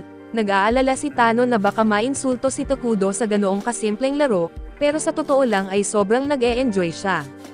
Nagpatuloy silang maglaro ng ilang sandali pa at sinubukan ni Pepe ang ilan sa mga larong naimbento ni Tokudo. Sinabi niyang sobrang nag-enjoy siya at iminungkahi pa na maaaring ibenta ito ni Tokudo sa Dragon Tin, ngunit agad siyang pinutol ni Tano Kapoli dahil hindi karapatan ni Pepe ang gumawa ng ganoong desisyon. Sa katunayan ay natutuwa si Tokudo na nabanggit ni Pepe ang tungkol sa kalakalan dahil plano niyang magtatag ng ugnayan sa kalakalan kasama ang Draanten. Pero bago iyon ay kailangan munang isasantabi ni Tokudo ang pakikipagkaibigan niya kay Pepe at kumilos bilang isang tunay na pinuno. Pagkatapos nilang matapos sa pagkain ay tinawag ni Ato ang pansin ni Tano at tinanong kung bakit nga ba siya napadpad sa kanilang lupain. Medyo kinabahan siya sa tanong pero sumagot siya na ang kanilang bansa ay patuloy na sinasalakay ng mga barbaro. Medyo nagulat si Ato na ang mga barbaro ang umaatake sa Draganten dahil karaniwan ay iniiwasan ng mga barbaro ang malalaking lungsod. Sinabi naman ni Tanaka na iyon mismo ang dahilan kung bakit siya pumunta rito upang alamin kung ano ang sanhi ng kakaibang pag-uugali ng mga barbaro. Tinanong ni Tokudo kung ibig bang sabihin nito ay kulang sila sa lakas militar para epektibong labanan ang mga barbaro. Biglang tumaas ang kaba ni Tano dahil kung malaman ni Tokudo kung gaano nakahirap ang sitwasyon sa Draganten, Baka sakupin na lang sila ng Manara imbes na makipagnegosasyon, kaya't nagsinungaling siya at sinabing may sapat pang lakas ang Dragonten para palayasin ang mga barbaro, kaso kailangan pa ring siyasatin ang kakaibang kilos ng mga ito. Sa huli ay napaniwala niya ang lahat na kaya pa ng dragon na ipagtanggol ang sarili. Ngunit biglang bumubuka ang bibig ni Pepe at nagsabing naguguluhan siya dahil kanina raw sinabi ni Tano Capoli na narito sila dahil hindi nila alam ang dahilan kung bakit umaatake ang mga barbaro, siguradong malilipol ang Dragontin. Nagsimulang maawa si Ato kay Tano Capoli dahil kailangan niyang tiisin si Pepe palagi, ngunit siya at si Tokudo ay nagbigay assurance na wala silang masamang balak laban sa dragon kaya't wala itong dapat ikabahala at sa ngayon, mas nakatuon sila sa kanilang sariling suliranin sa loob ng bansa. Wala silang planong magsimula ng digmaan o manakop ng ibang nasyon pero tungkol sa usapin ng mga barbaro, hindi nila ito maaaring ipagsawalang bahala at kung sakaling bumagsak ang dragon sa kamay ng mga barbaro, malamang na ang susunod na babagsak ay ang Manara at bilang pinakamalapit na kaharian kaya problema rin nila ito. Nagulat si Tano at tinanong kung ibig bang sabihin ay handa silang tumulong, dahil sa totoo lang at sa sobrang pagkalaki ng ginastos nila sa pagtatayo ng isang bayan malapit sa Dragon Vein, tiyak na mawawasak iyon kung walang gagawin. Tinanong ni Ato si Tokudo kung ano ang dapat nilang gawin, at sinabi nitong nais niyang tulungan ang kanyang kaibigan kaya handa siyang magbigay ng anumang tulong na kinakailangan. Labis na natuwa si Tano Capoli sa narinig pero tinanong niya kung ano ang nais kapalit, lalo na't dahil sa sinabi ni Pepe ay alam na nilang desperado ang kalagayan ng dragon. Walang alinlangan na sinagot ni Ato na gusto nila ang Dragon Vein na isang bagay na sana ay hindi nabanggitin, pero wala siyang magagawa kundi pumayag at sinabi naman ni Ato na hindi siya dapat masyadong mag-alala, dahil siya at si Tokudo ay ayos lang na hatiin ang kontrol ng Dragon Vein kasama ang dragon. Hindi rin nila gaanong kailangan ng maraming mana ngayon kaso nais nilang sila lamang ang may eksklusibong karapatan na pumili ng magiging elemental conversion ng Dragon Vein. Labis na nabigla si Tano Capoli nang malaman niyang mayroon ng teknolohiya ang Manara para gawing elemental energy ang purong mana, dahil aabutin pa ng 10 taon bago iyon ma-perfect ng Dragonten. Ngayon ay malinaw na sa kanya na ang Manara ay mas maunlad na sibilisasyon kaysa sa kanila kaya't ang pakikipag-alyansa rito ay magiging napakalaking benepisyo, subalit ayon sa tradisyon at sinabi niya kay Pepe na nasa kanya ang desisyon. Maaaring isa siyang hangal pero siya ang pinakabatang tagapagdala ng baston at sa kalaunan ang magiging pinunong tagapagmana ng bansa at sa kabila ng lahat, may matalas siyang mata sa paghusga ng mga tao. Kaya't tinanong niya si Pepe kung nais ba nitong ituloy ang alyansa, at sagot ni Pepe ay gusto niyang maging kaibigan ng lahat sa Minara at opisyal nang nabuo ang alyansa ng dalawang kaharian. Makalipas ang ilang sandali ay tinawag ni Ato ang lahat para sa isang pagpupulong upang talakayin ang mga kasunduan sa pagitan nila at ng Dragonten. Pumayag ang Manara na magpadala ng mga pagkaing konsumo at kapalit nito ay magbibigay naman ang dragon ng mga produktong metal at pang-araw-araw na pangangailangan. Natutuwa si Molter sa kasunduan dahil dati ay umaasa lang sila kay Tokudo para sa mga bagay na iyon. Pero ang pinakamalaking pakinabang nila mula sa kasunduan ay ang pagkakaroon ng access sa Dragon Vein, at si Pepe ang may malaking ambag kung bakit naging maayos ang lahat. Kung hindi kasi niya ibinunyag ang totoong kalagayan ng Dragonten, tiyak na ipagpapatuloy ni Tano Capoli ang kanyang huwad na kumpiyansa at malamang na wala silang magagawang malaking hakbang pagdating sa internasyonal na ugnayan, at sa huli ay tuluyan ng mawawasak ang Dragonten bago pa makapagbigay ng tulong ang Manara. Kaya nagsisimulang magtanong si Tokudo sa sarili kung talagang tanga ba si Pepe, o baka naman planado niya ang lahat para makuha ang pinakamahusay na resulta at paglipat ng usapan. Iminungkahi ni Ato na pag-usapan na nila kung paano haharapin ang ugnayan nila sa dragon mula ngayon. Ngunit medyo nalilito sina Maria at Carrie kaya tinanong nila kung may nakakaalam ba talaga kung anong klaseng bansa ang dragon, dahil masyado silang nakatuon sa negosasyon at nakalimutan nilang hindi pa sila talaga nakapupunta roon. Napakahalaga ng pag-unawa sa kultura at mga pinahahalagahan ng kanilang kakampi. Noong naglalaro pa si Tokudo ng laro ay kailangan lang niyang pindutin ang isang button para makapagtatag ng mabuting ugnayan, kaya hindi niya naisip noon na kailangan palang pagsikapan ang pagpapanatili ng isang alyansa dahil sa kakaunti ang kanilang kaalaman. Iminungkahi ni Ato na unang hakbang nila ay ang pagsiyasat sa kabisera ng dragon ang Crescent Moon. Ngunit malayo ito mula sa Minara kaya matagal bago magawa at ipinaliwanag ni Tokudo na pwede muna nilang ipagpaliban iyon dahil ang pangunahing prioridad ay ang pagtulong sa Dragon na labanan ang mga dambuhala. Gayunpaman ay napansin ni Molter na ang pagbisita sa ibang bansa ay hindi basta-basta nagagawa dahil may mga alituntunin itong sinusunod. Nagtaas naman ng kamay sina Murmuria at Carrier at nagtanong kung pwede bang pumunta sila roon para lang makipaglaro at kahit parang bata ang plano, isa pala itong magandang ideya. Kung gagawin itong parang pagbati bago magpadala ng formal na delegasyon at makakarating agad sila roon, nagboluntaryo si Molter na pumunta ngunit iginiit ni Tokudo na masyado siyang mataas ang ranggo para ipadala bilang sugo. Para sa ibang bansa ay si Molter ay itinuturing na pinakamataas na Magic Chancellor ng Minara kaya't hindi siya pwede. Pareho rin ang sitwasyon kina Gia at Emil dahil mahalaga rin ang kanilang mga posisyon, kailangan nila ng isang tao na pinagkakatiwalaan ni Tokudo pero hindi gaanong mataas ang ranggo. Doon ay nagtaas ng kamay sina Maria at Carrier para magboluntaryo. Agad itong tinanggihan ni Tokudo dahil nag-aalala siya na maaaring mapanganib iyon. Nag-alok naman si Ato na siya na lang ang pupunta pero pinapaalala ni Molter na siya ang pinagkakatiwalaan na kasama ni Tokudo, kaya't siya ang pinakamahalagang tao doon bukod kay Takyudo mismo. Dumating sina Maria at Kia kay Tokudo at pinapaalala sa kanya na binigyan sila ng kalayaan para gumawa ng sarili nilang mga desisyon. Sa ngayon ay gusto nilang gawin ang lahat para matulungan siya kahit may kasamang panganib at ayaw man ni Tokudo na payagan silang pumunta sa misyon, hindi rin niya kayang tanggihan ang ganoong mukha. Kaya't sa huli ay pumayag siyang payagan silang pumunta at naiinggit naman si Ato dahil sumuko si Tokudo sa kapyutan ng iba at hindi sa kanya. May ilang alinlangan pa rin si Emil tungkol sa pagpapadala sa dalawang iyon ng mag-isa, pero sinabi ni Tokudo na ayos lang dahil may naisip na siyang mga magagaling na bodyguard para sa kanila. Pagkatapos noon ay bumalik siya sa kanyang bulwagan at nandoon pa rin si Ato na nakasimangot dahil pumayag si Tokudo sa hiling ni na Maria at Carria.